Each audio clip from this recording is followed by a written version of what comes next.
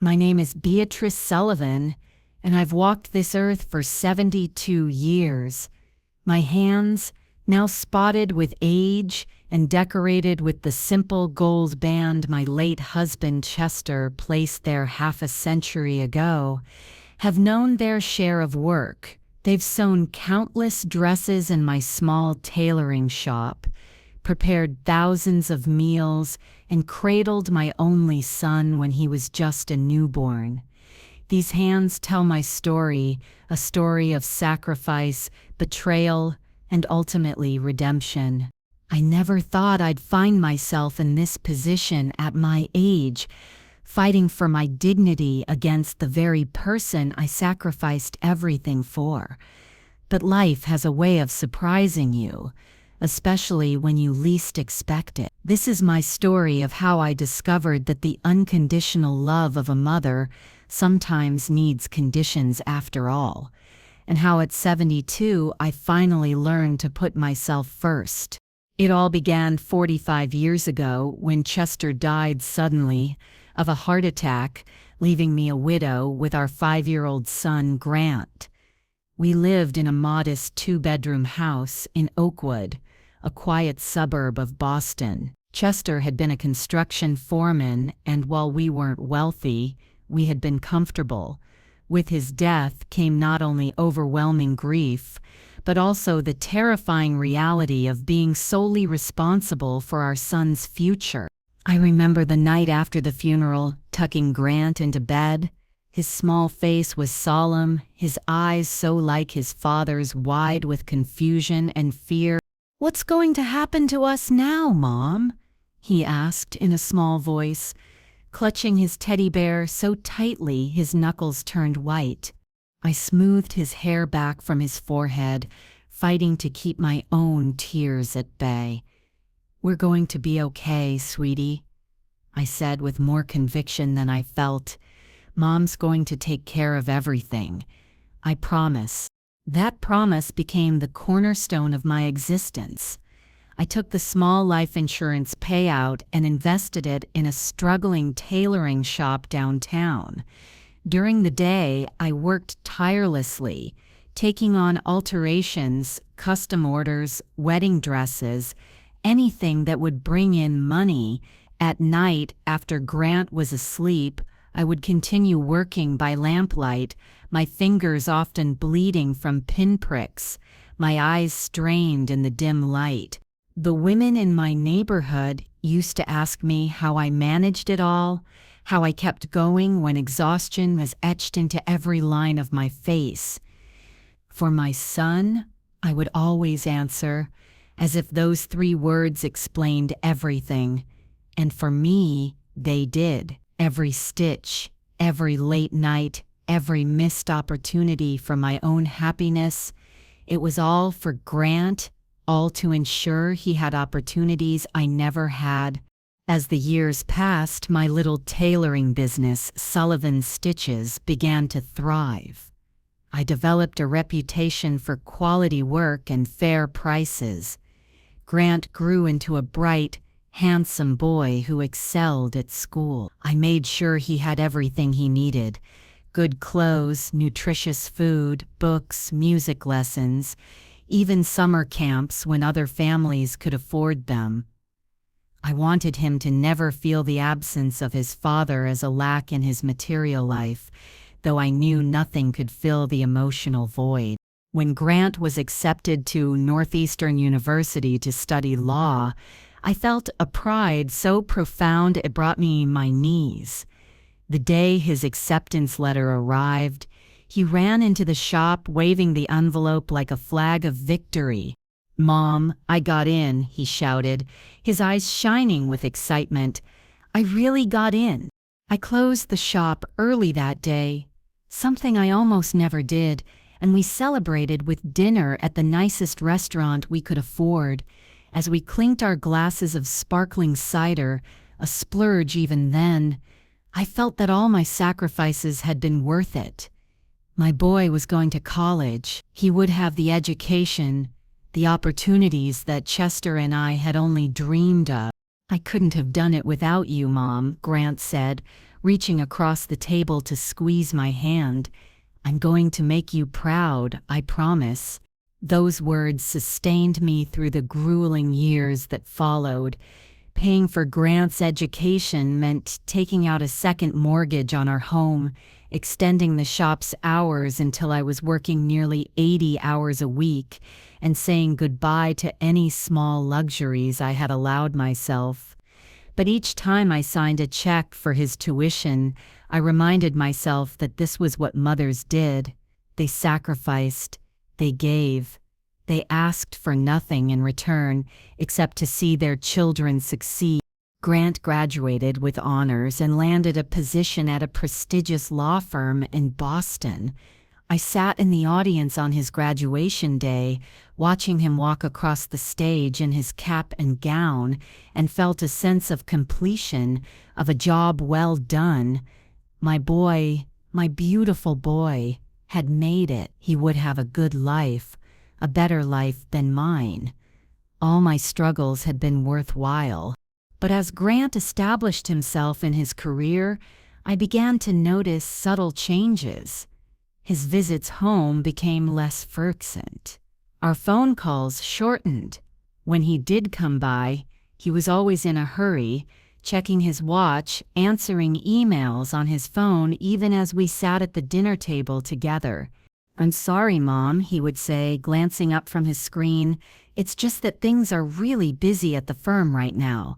They're considering me for a junior partnership, and I need to stay on top of everything." I understood, or told myself I did. He was building his career, making connections, establishing himself in a competitive field. It was natural that his old mother wouldn't be his top priority anymore. Besides, I had my shop to keep me busy, my regular customers who had become friends over the years, my small but comfortable routine. When I turned 65, I decided it was time to retire. The neighborhood was changing, with big chain stores moving in and pushing out small businesses like mine. My most loyal customers were aging or moving away. My hands, which had served me so faithfully for decades, were beginning to show signs of arthritis. It seemed like the right time to close this chapter of my life. Grant helped me with the sale of the business, ensuring I got a fair price for the goodwill and equipment. Between that, my modest savings, and the equity in my now fully paid home, I found myself in a comfortable position financially, not wealthy by any means, but secure enough to enjoy a quiet retirement without immediate financial worries. It was around this time that Grant met Vanessa. He brought her to Sunday dinner, announcing that he had someone special he wanted me to meet. Vanessa was undeniably beautiful, tall and slender, with expertly highlighted blonde hair and a wardrobe that I, with my tailor's eye, could tell cost more than I had spent on clothes in the past decade. She worked in marketing for a luxury hotel chain, and from the moment she stepped into my modest home, I could see her assessing, cataloging, judging. "Your home is so quaint," she said, running a manicured finger along my bookshelf. "It's like stepping back in time." I tried to be welcoming, prepared my best pot roast, used the good china that had been a wedding gift from Chester's parents.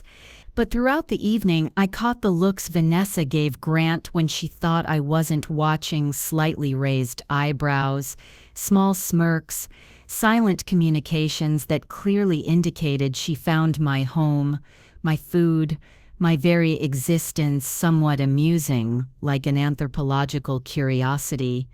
"Mom used to run the best tailoring shop in town," Grant told her, and I was touched by the pride in his voice. "She put me through law school on her sewing machine." "How resourceful," Vanessa replied, and the way she said the word made it sound like a character flaw rather than a compliment.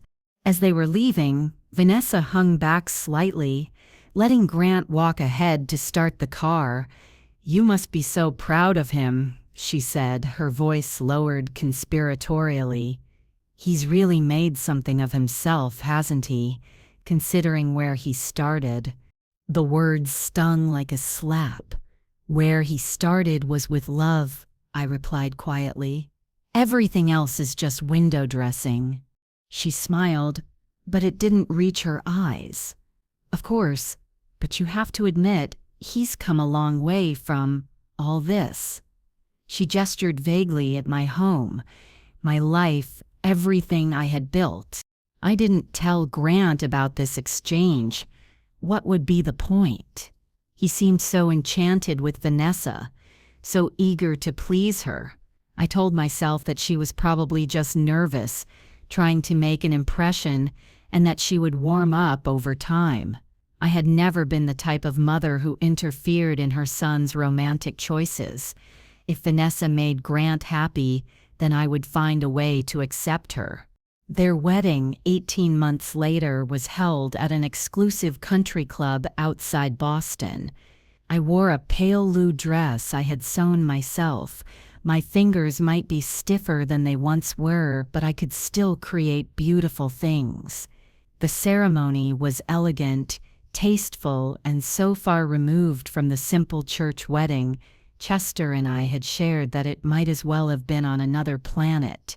I was seated at the parents' table, of course, alongside Vanessa's mother and father, Judith and Howard Blackwell. They were clearly wealthy, with that particular ease that comes from never having to worry about money. Judith wore diamonds at her ears and throat that caught the light whenever she moved, and Howard spoke casually about their vacation home in the Hamptons and their recent trip to the Amalfi Coast. "And what did you do before retirement, Beatrice?" Judith asked, her tone suggesting she was making polite conversation rather than genuinely interested. "I owned a tailoring shop," I replied. "Sullivan's Stitches, downtown." "A seamstress? How authentic," she said, exchanging a glance with Howard that made me feel like a quaint museum exhibit. "I suppose that's how you put Grant through school." "Among other things," I said, keeping my tone light. "We managed." "Well, thank goodness he found his way out of all that," Howard said, swirling his expensive scotch. "Our Vanessa has always had an eye for potential. She sees the diamond in the rough, so to speak." I bit my tongue to keep from responding. This was Grant's day, and I wouldn't ruin it by causing a scene. But as I watched my son dance with his new bride, saw how easily he fit into this world of wealth and privilege, I couldn't help but wonder if he now saw himself as that diamond in the rough, something that had needed polishing, improving, rescuing from the humble beginnings I had provided. After the wedding, Grant and Vanessa bought a luxurious condo in one of Boston's most exclusive neighborhoods. When they invited me for dinner to see their new home, I felt like a visitor to a museum, afraid to touch anything, constantly aware of how out of place I was among the sleek, modern furniture and abstract artwork that probably cost more than my entire house. "Do you like it, Mom?" Grant asked, showing me around with obvious pride. "The building has a doorman, a gym, even a rooftop pool." "It's beautiful," I said sincerely, because it was in a cold, impersonal way that I could never imagine feeling comfortable in. "You've done very well for yourself, honey." Vanessa joined us, slipping her arm through Grant's possessively. "We're thinking of redecorating the guest room," she said. "The designer says the current color scheme is a bit provincial." I nodded, not trusting myself to speak. The so-called provincial guest room was more elegant than any room in my home. As the evening progressed, I noticed how Grant had changed. He dropped names of important clients, spoke about exclusive restaurants and clubs I had never heard of, discussed vacation plans to places I would never see. It wasn't that he was unkind, he was still my Grant in many ways, but there was a new sheen to him, a polished veneer that seemed to put a distance between us. When I mentioned a problem I was having with my washing machine, he immediately offered to buy me a new one. "It's no problem, Mom," he said, waving away my protests. "It's the least I can do." I appreciated the gesture, but it struck me that offering money had become his default way of showing care. He didn't offer to come look at the machine or to spend a weekend helping with repairs around the house, as he might have once done. Now, financial assistance was the extent of his involvement in my life. As the months passed, our relationship settled into a new pattern. Grant would call every couple of weeks, usually on his commute to or from work. He and Vanessa would invite me to dinner at their condo every month or so, and I would sit through evenings where the conversation revolved around people I didn't know and places I had never been. I treasured these glimpses into my son's life, even as I felt increasingly peripheral to it. Then came the winter, when I fell ill. What started as a simple cold developed into pneumonia, and at 37 it hit me hard. I ended up in the hospital for 3 days, then was sent home with strict instructions to rest and recover. Living alone with pneumonia was frightening. The simplest tasks, making tea, changing sheets, getting to the bathroom, became monumental challenges. My neighbor, Dorothy Wilson, a widow like me who lived across the hall, checked on me daily, bringing soup and picking up my prescriptions. But what I really needed was someone to stay with me, at least for the first few days. I called Grant on a Tuesday morning, my voice weak and shaky from coughing. "Grant," I said, trying not to sound as desperate as I felt, "I've been in the hospital. Pneumonia. They've sent me home, but the doctor says I shouldn't be alone for at least the first 48."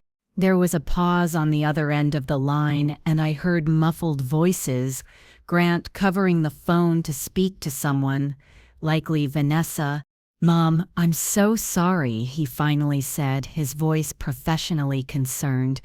"Are you okay? Do you need me to order some groceries for delivery?" "What I need," I said, trying to keep the hurt from my voice, "is someone to help me. Just for a day or two. I can barely get out of bed." Another pause, more muffled consultation. "Mom, I've got a massive case going to trial this week, and Vanessa is in the middle of a major marketing campaign launch. We just can't get away right now." I closed my eyes against the sting of tears. My son, my only child, the person for whom I had sacrificed everything, couldn't spare even a day to help me when I was seriously ill. "I understand," I said, though I didn't. "Not really. I'll manage somehow." "I could hire a nurse," Grant offered, "just for a few days until you're stronger." "No," I said, a sudden firmness entering my voice. "I don't want a stranger in my home. I wanted my son." The silence that followed was heavy with unspoken accusations and defenses. When Grant spoke again, his tone had a slight edge to it, the voice he probably used with difficult clients. "Mom, I'm trying to help in the way that I can. I can't just drop everything because you have a bad cold." "It's pneumonia, Grant," I corrected, a lifetime of holding back suddenly giving way to anger. "I was in the hospital. But you're right. You have your life, your priorities. I won't bother you again." I hung up before he could respond, before I could say something I might truly regret. Then I sat on the edge of my bed, too weak to stand, but too upset to lie down, and wept like I hadn't since Chester died. Dorothy found me like that an hour later when she came to check on me. Without a word, she helped me back into bed, made me tea, and then did something I would never forget. She packed an overnight bag and moved into my guest room for the next 5 days. "My Harold wouldn't have wanted me to leave a friend in need," she said simply, referring to her late husband, and I'm guessing your Chester would feel the same. Those 5 days changed something fundamental in me. As Dorothy cared for me not out of obligation, but out of simple human kindness, I began to see my relationship with Grant in a new light. I had given everything to him, expected nothing in return, and now, when I needed him most, he had failed the most basic test of love, being there. When I recovered, I didn't call Grant to tell him I was better. I waited to see how long it would take him to check on me. It took 2 weeks. When he finally called, he was breezy, as if nothing had happened. "Hey, Mom, how's that pneumonia? All cleared up?" I answered his questions politely but briefly. Yes, I was feeling better. No, I didn't need anything. Yes, Dorothy had been a tremendous help. Good, good, he said, sounding relieved that he was off the hook. Listen, Vanessa and I are thinking about buying a vacation house on Cape Cod. Something small, just for weekends. What do you think? I think you should do whatever makes you happy, Grant, I replied, a new detachment in my voice that he didn't seem to notice. After we hung up, I sat looking at the phone for a long time. Then I did something I had never done before. I booked a vacation for myself. Nothing extravagant. A 10-day bus tour of the national parks of the Southwest. Something I had always wanted to see. I had the money, I had the time, and for once in my life I was going to do something purely for my own enjoyment. The trip was transformative. I met other travelers, mostly retirees like myself, who had fascinating stories and perspectives. I saw landscapes so beautiful they brought tears to my eyes. The Grand Canyon at sunrise, the red rocks of Sedona, the ancient cliff dwellings at Mesa Verde. I took photographs, kept a journal, and for the first time in decades, I felt like a person in my own right, not just Grant's mother or Chester's widow. When I returned home, there was a message from Grant on my answering machine. "Mom, where are you? I've been trying to reach you for days. Call me back." I called him the next morning. I was on vacation, I said, unable to keep a note of pride from my voice. A tour of the national parks. It was wonderful. "Vacation?" he repeated, as if the word made no sense in relation to me. "But you never take vacations." "Well, I decided it was time to start," I replied. At 67, I figured I shouldn't wait too much longer to see the things I've always wanted to see. There was a pause, and when he spoke again, his voice had a strange tone I couldn't quite identify. "That must have been expensive. Are you okay financially, Mom? You know you can always come to me if you need help." The implications stung. I had spent a fraction of what he and Vanessa probably spent on a weekend getaway, and yet he was concerned about my financial decisions. "I'm perfectly fine financially, Grant," I said with more sharpness than I intended. "I worked hard for 40 years, saved carefully, and now I'm choosing to enjoy some of that money while I still can." Of course," he backtracked quickly. "I just want to make sure you're thinking about the future, that's all." "The future is never guaranteed," I said, thinking of Chester, gone so suddenly at 35. "Sometimes you have to live in the present." The conversation shifted to safer topics after that, but something had changed. I had asserted my independence, my right to make my own choices, and Grant seemed unsettled by it. It was as if the natural order, as he had come to understand it, had been disrupted. I continued to assert this new independence in small ways. I joined a book club at the local library. I took a watercolor painting class at the community center. I reconnected with old friends from the neighborhood whom I had lost touch with during the all-consuming years of running the shop and raising Grant. My life, which had narrowed to a small, predictable routine, began to expand in ways I hadn't thought possible at my age. Grant and Vanessa's dinner invitations continued, and I accepted them, but with a new perspective.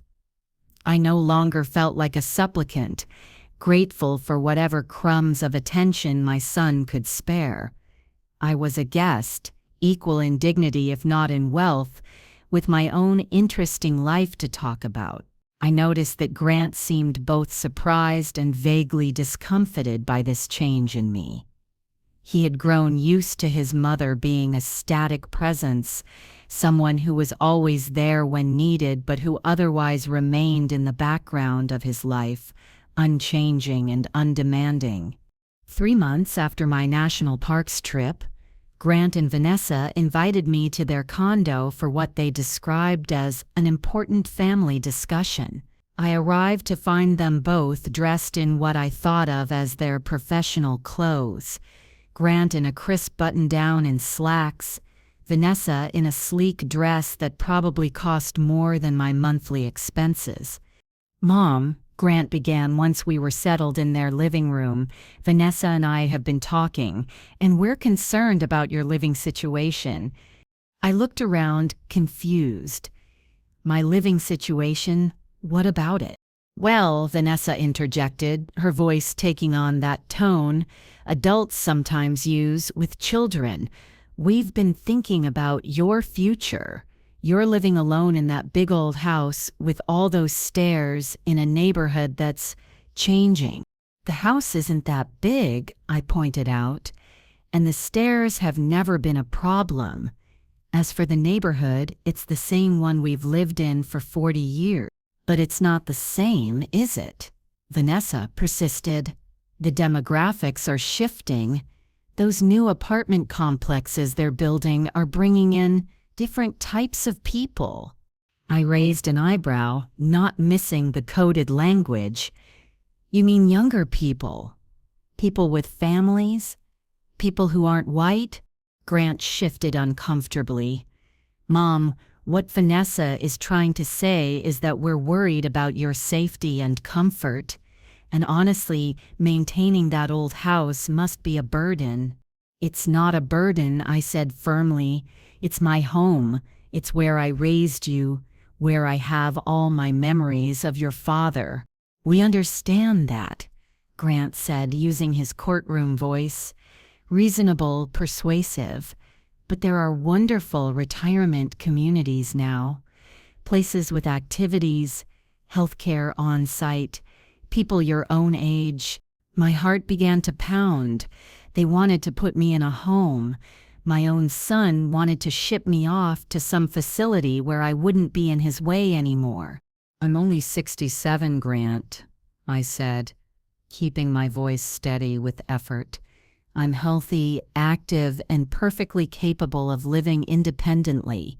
I have no interest in moving to a retirement community." Vanessa leaned forward, her expression earnest. "But Beatrice, think about it logically. That house is probably worth quite a bit now, with the way the market has been going. You could sell it, move somewhere more appropriate for your age, and have a nice nest egg for the future." And there it was, the real reason for their concern. My house, which I had paid off years ago, which had been my sanctuary and my security, was suddenly a financial asset they were eager to liquidate. "The future is already taken care of," I said coldly. "My house is paid for, I have my savings and my small pension, and my needs are modest. I don't need to sell my home to fund a future I'm already secure in." Grant exchanged a glance with Vanessa, and I could see them silently communicating some prepared strategy. "Mom, we're just trying to help, to make sure you're taken care of as you get older. You've always been so independent, and we admire that, but everyone needs help eventually." "When I need help," I said, standing up, "I'll ask for it, just as I did when I had pneumonia." The room went silent. It was the first time I had directly referenced his failure to be there for me during my illness. Grant had the grace to look ashamed, but Vanessa's expression hardened. "That's not fair," she said. Grant was in the middle of a crucial case. His entire career was on the line. And my health was on the line, I replied, gathering my purse. We all make choices about what matters most to us. Grant made his. Now I'm making mine. I left without waiting for a response, my heart pounding but my resolve firm. On the bus ride home, I realized something crucial. For the first time in our relationship, I had stood up to my son, had refused to be guided by his wishes. It was terrifying, exhilarating, and, I suspected, long overdue. The next few weeks brought a flurry of calls from Grant, each one more conciliatory than the last. He apologized for upsetting me, assured me that he only wanted what was best for me, promised that no one would force me to move if I didn't want to. I accepted his apologies but maintained my position, my house, my decision. Just as things seemed to be settling down, I received a letter in the mail. It was from Grant, typed on his law firm's letterhead, and when I opened it, my hands began to shake. It was a formal request for a loan of $50,000 for what he described as a time-sensitive investment opportunity in real estate.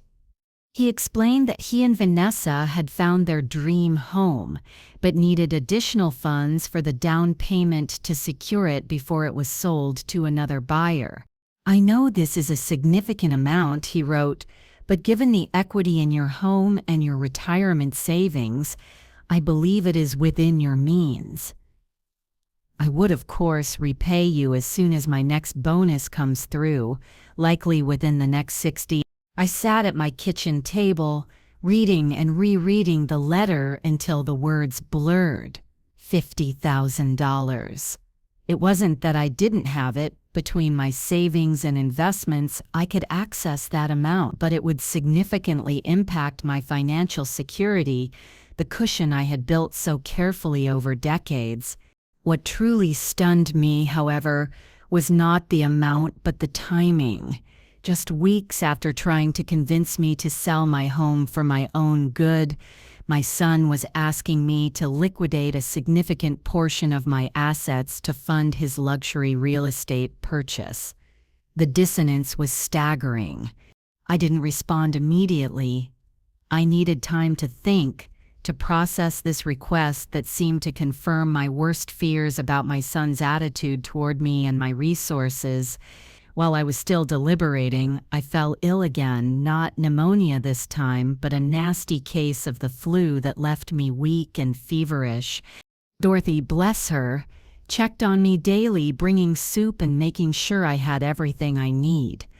On the third day of my illness, when I was starting to feel marginally better, she brought in my mail, which included a sleek envelope from Grant's law firm. "Your son checking up on you?" Dorothy asked, placing the envelope on my bedside table. I hadn't told Grant I was sick. After the pneumonia incident, I had decided not to expect anything from him in terms of caregiving. "Probably just following up on some business," I said vaguely. After Dorothy left, I opened the envelope. Inside was another letter, this one more formal than the first. It referenced the previous loan request and noted that time is of the essence and that a prompt response would be appreciated. The tone was courtroom cold, as if I were a recalcitrant witness rather than his mother. That night, fevered and exhausted, I had a moment of clarity so profound it felt almost like a visitation. I saw with sudden, painful precision exactly what was happening. My son, the child I had sacrificed everything for, now saw me primarily as a financial resource. My home, my savings, my very existence were valuable to him only insofar as they could benefit him materially. The loving boy who had once promised to make me proud had been replaced by a man who assessed his own mother in terms of potential asset liquidation. When my fever broke the next morning, I called an attorney, not from Grant's firm, but a rescued elder law specialist in Boston named Harrison Bell, whom I had met through a friend at my book club. I made an appointment for the following week when I was sure I would be well enough to travel into the city. Mr. Bell's office was modest but professional, with none of the sleek, intimidating modernity of Grant's law firm. The man himself was about my age, with kind eyes behind wire-rimmed glasses and a manner that put me at ease immediately. "Mrs. Sullivan," he greeted me, gesturing to a comfortable chair across from his desk, "how can I assist you today?" I took a deep breath and told him everything. Grant's gradual distancing, the pneumonia incident, the pressure to sell my home, and finally, the loan request. As I spoke, Mr. Bell took notes, occasionally nodding or asking a clarifying question, but mostly just listening with complete attention. "Unfortunately, what you're describing is not uncommon," he said when I had finished. "Many elderly parents find themselves in situations where adult children begin to view them through the lens of financial interest rather than familial care. I never thought it would happen to me," I admitted. "Not with Grant. I gave him everything." "That's often part of the problem," Mr. Bell said gently. "When we sacrifice everything for our children, sometimes we unintentionally teach them that our purpose is to provide for them. When that dynamic continues into adulthood, it can create unhealthy expectations." His words hit home with unexpected force. Had I, in my determination to be the perfect self-sacrificing mother, inadvertently taught my son that my needs and wishes were secondary to his? Had my unconditional giving fostered an entitlement I never intended? "What can I do?" I asked, my voice smaller than I would have liked. Mr. Bell leaned forward, his expression serious but kind. "First and foremost, secure your assets. Based on what you've told me, there's a real risk that your son and daughter-in-law may escalate their efforts to access your resources, especially if they believe you're vulnerable or can be pressured." We discussed practical steps, changing passwords on all financial accounts, reviewing my will and estate planning documents, creating a durable power of attorney that named someone other than Grant as my representative in case of incapacity. "You mentioned your neighbor, Dorothy," Mr. Bell said. "Would you consider naming her as your healthcare proxy and power of attorney, someone you trust who has demonstrated genuine care for your well-being?" The idea had never occurred to me. In my mind, these roles were automatically Grant's. He was my son, my only family. But Mr. Bell's suggestion made immediate, intuitive sense. Dorothy had proven herself a true friend, someone who cared for me not for what I could provide, but simply because she believed in human connection and kindness. "I think Dorothy would be perfect," I said, feeling a weight lift from my shoulders at the decision. "Excellent," Mr. Bell nodded. "Now about your will. You mentioned that currently Grant is your sole beneficiary?" "Yes," I confirmed. "He's my only child, my only family." "Would you consider diversifying that somewhat? Perhaps allocating a portion of your estate to a cause or organization that matters to you?" I thought about it. I had always assumed that everything I had would go to Grant after my death. It seemed the natural order of things. But now, faced with his apparent eagerness to access those assets before I was even gone, I began to reconsider. "There is something," I said slowly, an idea forming. "I've always wanted to establish some kind of fund for single mothers who are struggling to make ends meet. Women like I was, trying to raise children alone while building a career or business. Mr. Bell smiled, a genuine, warm expression that reached his eyes. That sounds like a wonderful legacy, Mrs. Sullivan. We could establish a trust or foundation, or partner with an existing organization that aligns with your values. By the time I left Mr. Bell's office that afternoon, I had a clear plan and a renewed sense of purpose. I would secure my financial independence, establish boundaries with Grant, and create a legacy that honored the struggles of my past while helping others facing similar challenges. For the first time in my adult life, I was putting myself, my needs, my values, my dignity first. Over the next few weeks, I implemented everything Mr. Bell and I had discussed. I changed all my financial passwords and security questions. I had my will redrawn to leave half of my estate to Grant and half to a newly established fund for single working mothers, administered by a reputable community foundation. I prepared power of attorney and healthcare directive documents naming Dorothy as my representative. I also did something I had been planning for months. I booked another trip, this time to Italy. Florence, Rome, Venice, places I had dreamed of seeing since I was a young girl reading art books in the public library. It wasn't an extravagant tour, but it wasn't budget travel either. I wanted to do it right, to see these magnificent cities in comfort and with enough time to truly appreciate them. The day after I finalized my travel arrangements, Grant called. He hadn't mentioned the loan request directly since sending the second letter, but I could hear in his voice that it was still very much on his mind. "Mom," he said, his tone carefully casual, "Vanessa and I were thinking of coming over for dinner this Sunday. It's been a while since we've had a proper visit." It had been exactly 2 weeks since his last pressing letter about the loan, but I kept that observation to myself. "Sunday would be fine," I said. "Around 6? Perfect. And I was hoping we could talk about some family business. Nothing serious, just some planning for the future."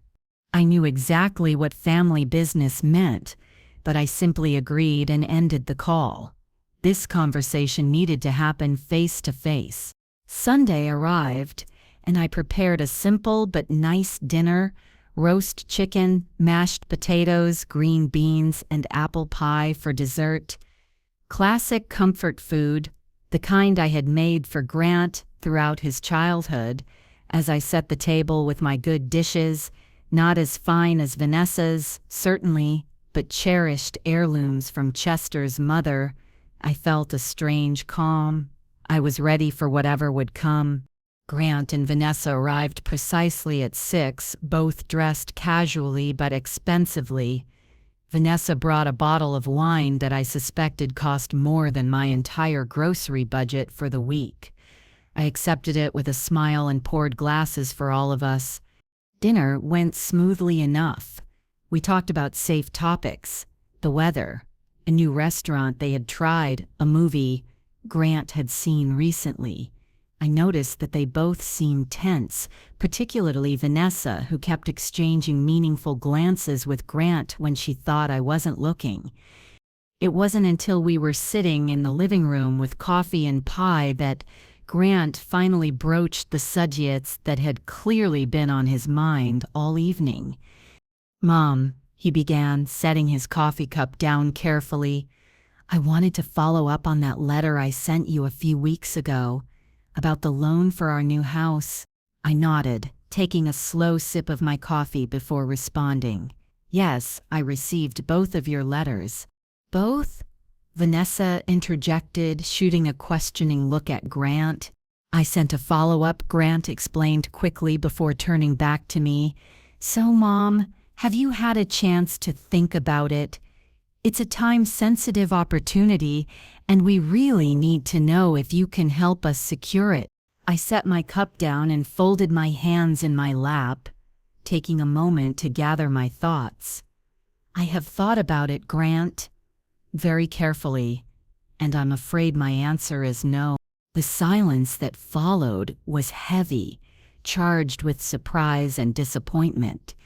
Grant's expression shifted from expectation to confusion, as if he'd never seriously considered that I might refuse. "No?" he repeated. "But Mom," I explained how important this is. "It's our dream home, the neighborhood, the schools for our future children. Everything is perfect." "I understand that," I said gently, "and I hope you find a way to make it work. But $50,000 is a significant amount that would impact my financial security. I worked hard for that money, and I need it for my own future." Vanessa's face had hardened into a mask of barely contained irritation. "Your financial security? Beatrice, you own your home outright, you have retirement savings, and let's be honest, your expenses are minimal compared to ours." "Vanessa," Grant cautioned, but she pressed on. "No, I think we need to be direct here. Grant is your only child. Everything you have will eventually go to him anyway. Why not help us now, when we actually need it, instead of making us wait until—" She trailed off, but her meaning was clear. "Until I die." I felt a strange calm descend over me. Here it was, finally spoken aloud, the expectation that my resources weren't really mine at all, but merely a future inheritance they felt entitled to access early. "That's exactly the point," I said, my voice steady. "My resources are for my use during my lifetime. They're not in advance on Grant's inheritance." "But we'd pay you back," Grant insisted. "It's not like we're asking for a gift." "You've asked for loans before, Grant," I reminded him gently. "College textbooks, your first apartment security deposit, the suit for your first job interview. None of those were ever repaid, which was fine. I considered them gifts from a mother to her son, but this is different. This is a substantial amount that would directly impact my security." Grant had the grace to look embarrassed about the mentioned unpaid loans, but Vanessa was unmoved. "So what exactly are you saving it for?" she asked, her tone bordering on contemptuous. "You're clearly not spending it on home improvements or a new car.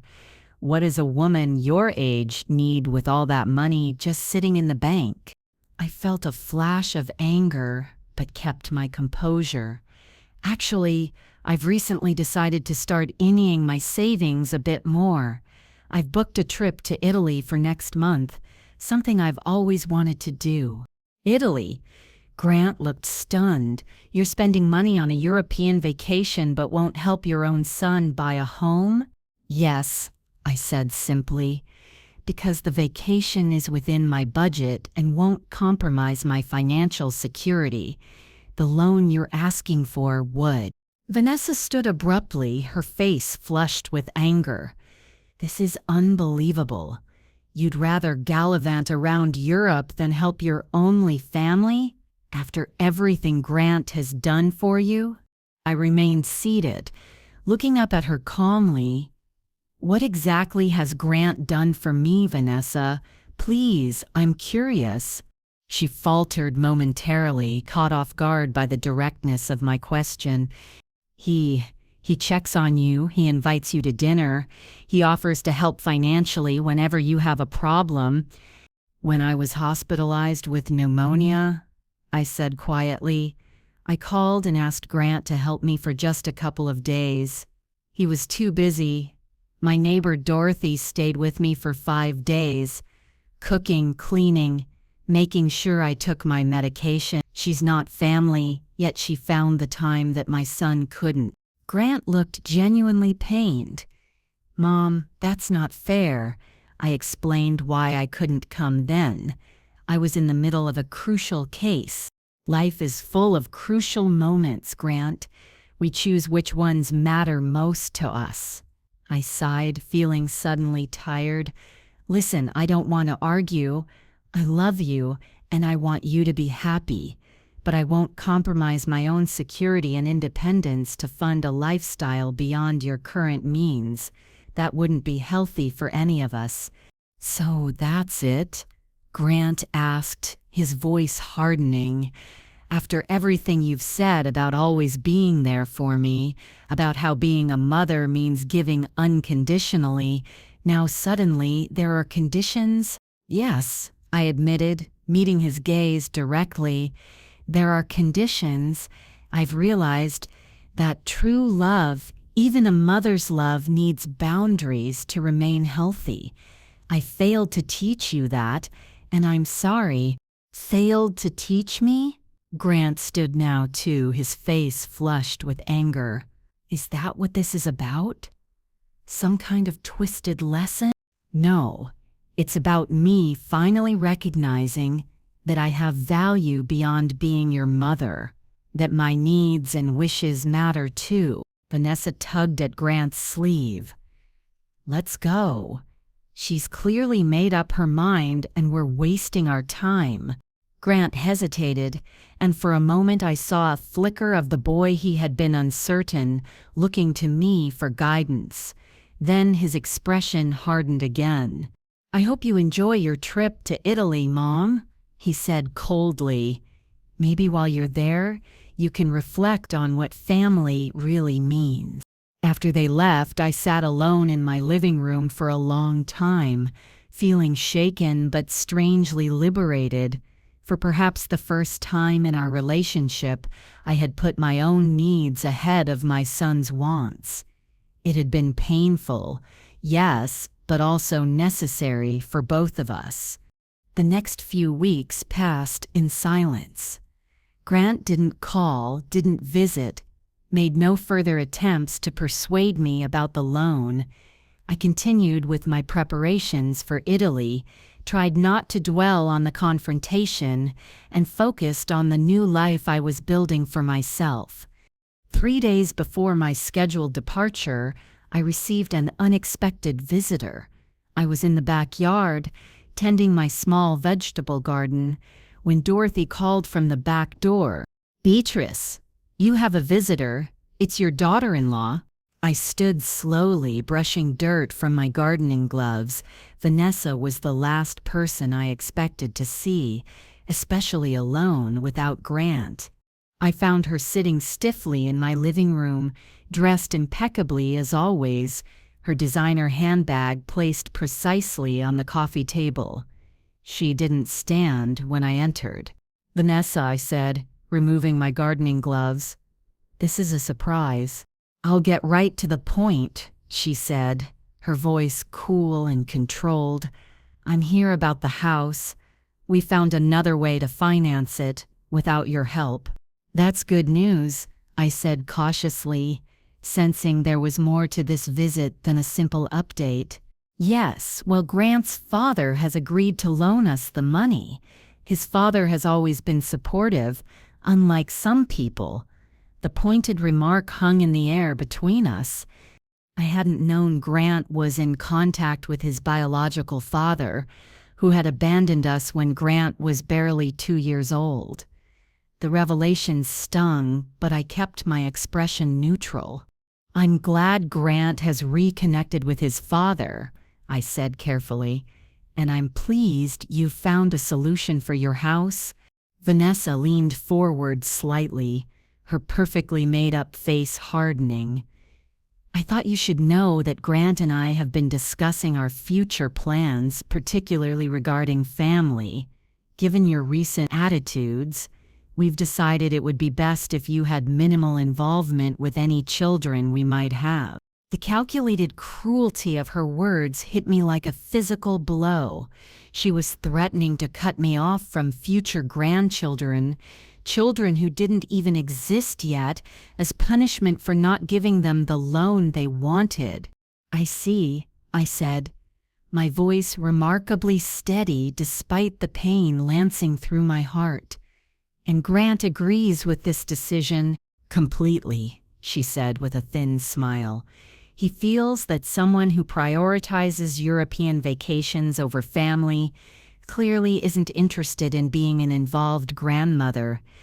I took a deep breath, considering my response carefully.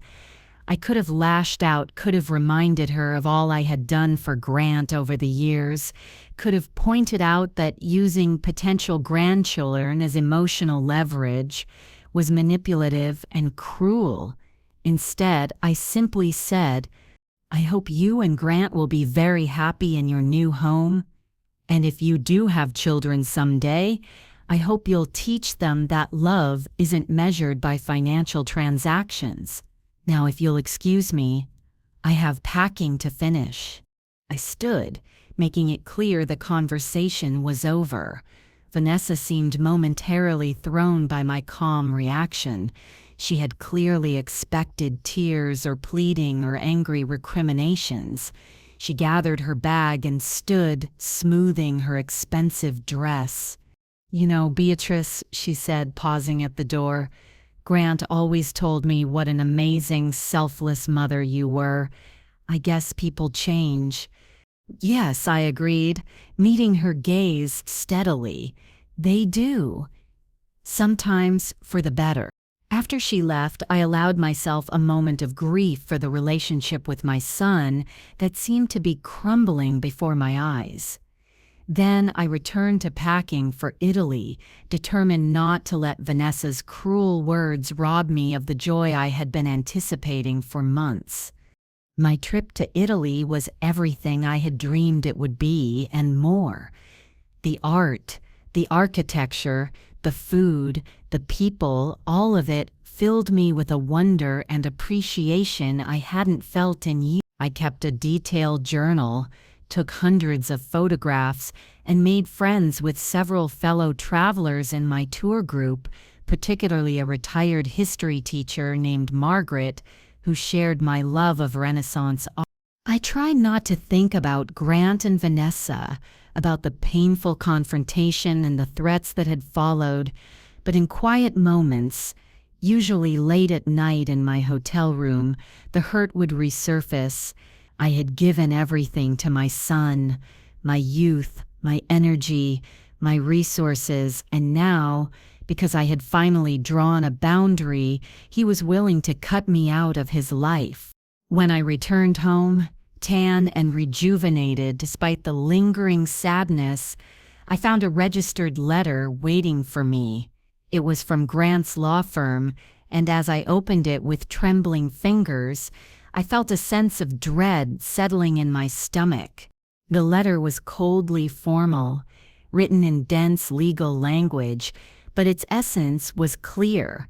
Grant was officially requesting access to my financial records, arguing that my erratic spending and unusual behavior suggested I might be unable to manage my affairs appropriately. He was seeking to establish a conservatorship, legal control over my finances, and potentially other aspects of my life. I sat down heavily, the letter falling from my numb fingers. This was beyond anything I had imagined. My own son was attempting to legally strip me of my autonomy because I had refused to fund his luxury home purchase. The betrayal was so profound, so complete, that for several minutes I could barely breathe through the pain of it. When the initial shock subsided, I called Mr. Bell. His secretary put me through immediately, recognizing the distress in my voice. "Mrs. Sullivan," he said after I had explained the situation, his voice calm but concerned. "First, I want you to know that what your son is attempting is extremely difficult to achieve, particularly given your obvious mental competence. Second, I want to assure you that I will fight this with every legal tool at my disposal." His confidence helped steady me. "What do I need to do?" "For now, gather evidence of your mental competence and financial responsibility. Recent bank statements showing regular bill payments, medical records from your physician confirming your good cognitive health, evidence of your ongoing social engagement, your book club, your travel planning, anything showing you're an active, engaged person managing your life successfully. I followed his instructions, compiling a folder of documents that clearly demonstrated my competence. My physician, Dr. Karen Chen, was particularly helpful, providing a detailed letter affirming my excellent cognitive health and expressing her professional opinion that I was fully capable of managing my own affairs. As I gathered these materials, I also did something else. I started documenting every interaction I'd had with Grant and Vanessa over the past year. The pneumonia incident, the pressure to sell my home, the loan request, Vanessa's visit and her threats regarding future grandchildren. I wrote it all down in clear, unemotional language, creating a record of the systematic pattern of attempted financial falsification. Mr. Bell was impressed with my thoroughness. "This is excellent, Mrs. Sullivan. It clearly assesses a pattern of behavior that suggests their petition is motivated not by genuine concern for your welfare, but by financial self-interest." 2 weeks later, we had our day in court. I dressed carefully in a conservative blue suit I had made years ago, wore minimal makeup, and arranged my silver hair in a neat bun. I wanted to project exactly what I was, a competent, intelligent older woman who was being targeted by family members with ulterior motives. Grant looked shocked when he saw me enter the courtroom with Mr. Bell. Perhaps he had expected me to appear confused or frightened, or maybe he hadn't expected me to show up at all. He was accompanied by a sharp-looking attorney from his firm, a man whose expensive suit and slicked-back hair practically screamed corporate success. The hearing was brief but intense. Grant's attorney argued that my sudden erratic spending on international travel, combined with my inexplicable refusal to assist family members in need, suggested cognitive decline that warranted investigation and potentially intervention. Mr. Bell systematically dismantled this argument. He presented my physician's assessment, my perfectly balanced bank records, evidence of my ongoing community involvement, and finally, the detailed documentation of Grant and Vanessa's pattern of attempted financial exploitation. "Your Honor," Mr. Bell concluded, "what we have here is not a case of an elderly woman in cognitive decline. What we have is a son who has become accustomed to viewing his mother as a financial resource, and who has resorted to legal intimidation when that resource asserted her independence. Sullivan's only crime is refusing to compromise her own security to fund her son's luxury real estate purchase." The judge, a stern-faced woman in her 60s, looked directly at Grant. "Mr. Sullivan, did you request a substantial loan from your mother recently?" Grant shifted uncomfortably.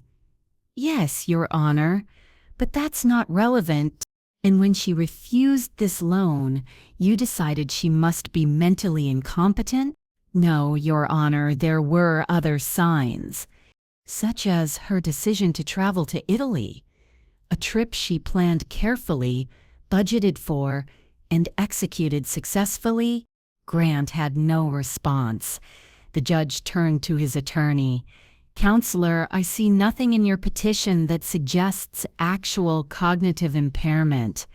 What I do see is a pattern of behavior that troubles me deeply." She turned back to me. "Mrs. Sullivan, this petition is dismissed. You are clearly competent to manage your own affairs, and I find the bringing of this action to be bordering on elder abuse through legal channels, which I take very seriously." To Grant, she added, "Mr. Sullivan, I strongly suggest you reconsider your approach to your relationship with your mother. This court will not be used as a tool to bully elderly parents into financial compliance." As we left the courthouse, I felt a complex mixture of emotions: vindication, relief, but also profound sadness. I had won, but at what cost? The relationship with my son seemed damaged beyond repair. Mr. Bell squeezed my arm gently. "You did well in there, Mrs. Sullivan. I know this wasn't easy." I nodded, unable to speak past the lump in my throat. As we descended the courthouse steps, I heard Grant calling my name. I turned to see him hurrying toward us, his face flushed, his lawyer nowhere to be seen. "Mom, wait," he said, slightly out of breath. "Can we talk, please?" Mr. Bell looked at me questioningly. "It's okay," I assured him. "I'll be fine." After Mr. Bell had discreetly moved away, Grant and I stood facing each other in awkward silence. He looked haggard, the polished veneer cracked to reveal something vulnerable beneath. "Mom," he finally said, his voice hoarse, I don't know what to say." "There's nothing to say, Grant," I replied quietly. "You tried to have me declared incompetent because I wouldn't give you money. That speaks for itself." "It wasn't like that," he protested weakly. "I was worried about you, about your decision-making." "No, you weren't," I said, keeping my voice gentle but firm. "You were angry that I finally set a boundary, that I finally said no to something you wanted." He looked away, unable to meet my eyes. "What happens now?" he asked after a moment. "Now I go home and continue living my life," I said. "And you go home and think very carefully about the kind of person you want to be, the kind of son, the kind of husband, the kind of potential father. Because right now, Grant, I don't recognize you anymore." "And us?" he asked, a note of desperation creeping into his voice. "What about our relationship?" I sighed, feeling suddenly very tired. "That's up to you. I'll always love you, Grant. You're my son. But I can't have a relationship with someone who sees me as nothing more than a checkbook or an obstacle to their financial goals. When you're ready to see me as a person deserving of respect and dignity, my door is open." I left him standing there on the courthouse steps, and as I walked away, I felt both heavier and lighter, weighted by grief, but buoyed by a newfound sense of self-worth that no court decision could fully capture. The months that followed were a time of rebuilding. I continued with my book club, my watercolor classes, my volunteer work. I planned another trip, this time to the Pacific Northwest, a region I had always wanted to explore. I expanded my small vegetable garden and learned to can my own tomatoes and pickles. Small pleasures, perhaps, but deeply satisfying. Dorothy remained a steadfast friend, joining me for coffee most mornings, helping me navigate the sometimes choppy waters of my new independence. And through my volunteer work at a local women's shelter, I met Sofia Rodriguez, a young single mother struggling to complete her nursing degree while raising a precocious 6-year-old daughter named Lily. I began tutoring Lily in reading and math, giving Sofia a few precious hours each week to study. Gradually, they became a regular part of my life. Sunday dinners, help with school projects, occasional babysitting when Sofia had late clinical rotations.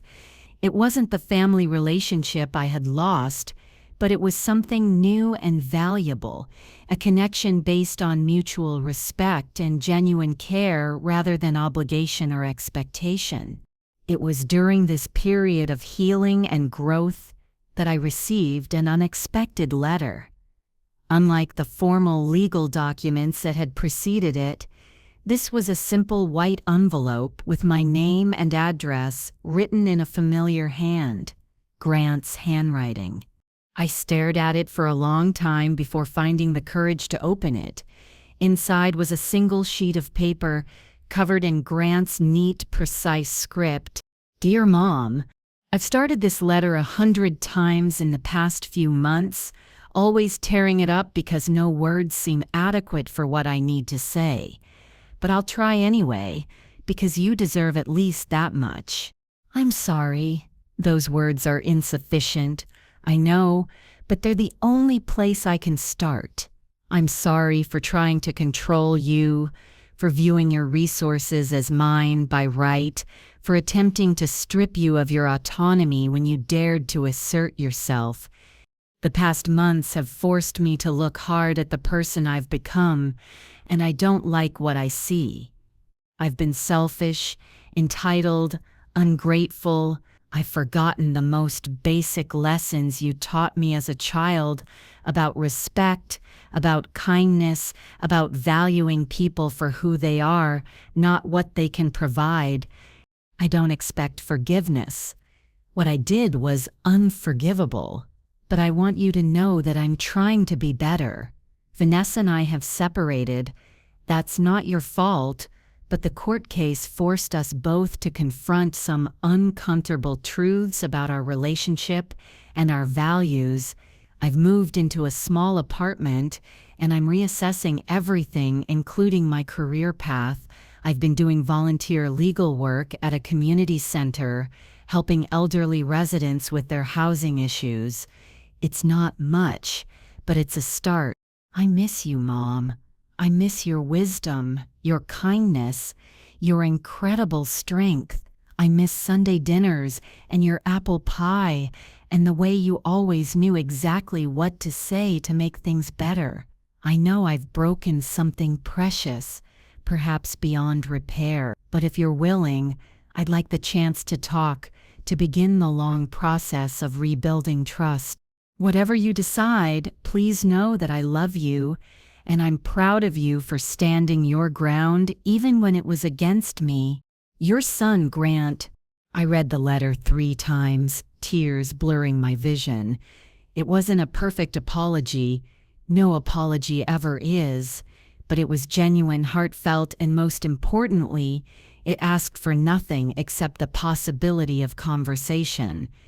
After careful thought, I called Grant and invited him for Sunday dinner, a simple meal, just the two to us in the home where he had grown up.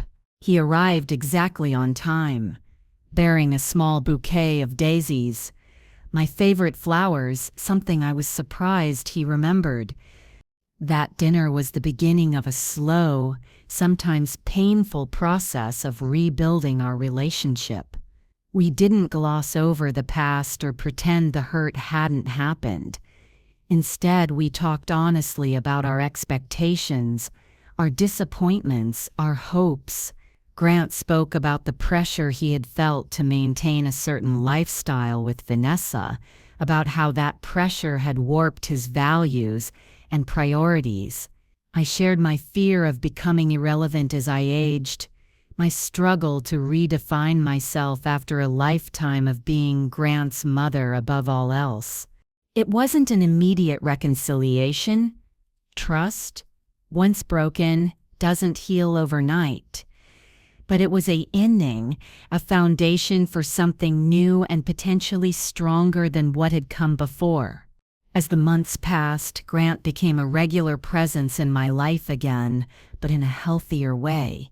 He joined me for dinner most Sundays, helped with household repairs, even accompanied me to a few of my watercolor classes, revealing, to both our surprise, a modest talent for painting. He met Sophia and Lily, and instead of being jealous of my relationship with them, he offered to help Sophia navigate some legal issues related to Lily's absent father. The greatest test of our new relationship came about a year after our reconciliation, when Grant announced that he was seeing someone new, a public defender named Melissa, whom he had met through his volunteer work. I was cautious at first, remembering the dynamic with Vanessa, but Melissa proved to be everything Vanessa was not: warm, genuine, interested in me as a person rather than an obstacle or a resource.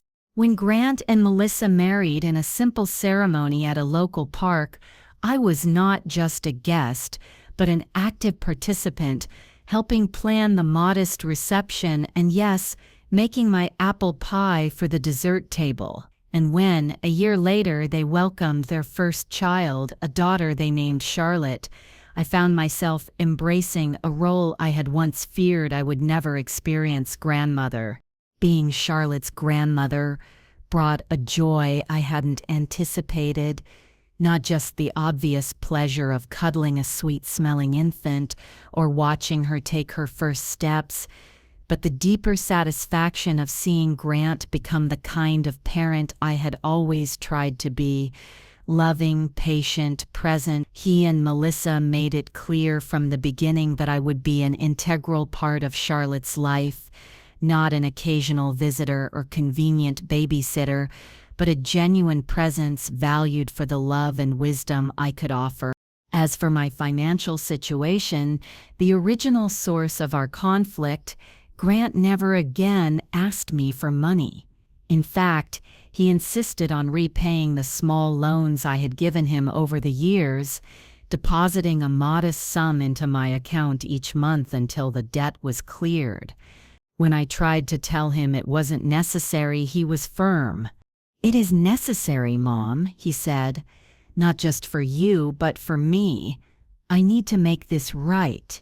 I continued to manage my own finances, taking regular trips, often with Dorothy, who had become an enthusiastic travel companion, supporting causes I cared about, and yes, setting aside a college fund for Charlotte. The will I had drawn up with Mr. Bell remained unchanged. Half of my estate would go to Grant, half to the Foundation for Single Working Mothers that now actively supported women like Sophia across the city. Grant knew about this arrangement and respected it completely. "You worked hard for everything you have, Mom," he told me once. "You have every right to determine where it goes. I'm just grateful to be back in your life."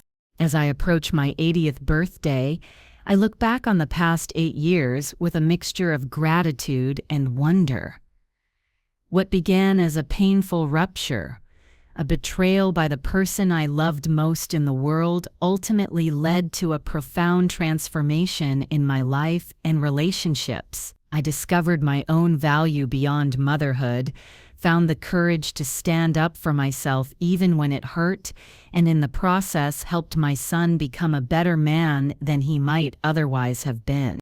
I still live in my little house in Oakwood. I still tend my garden, attend my book club, volunteer at the women's shelter.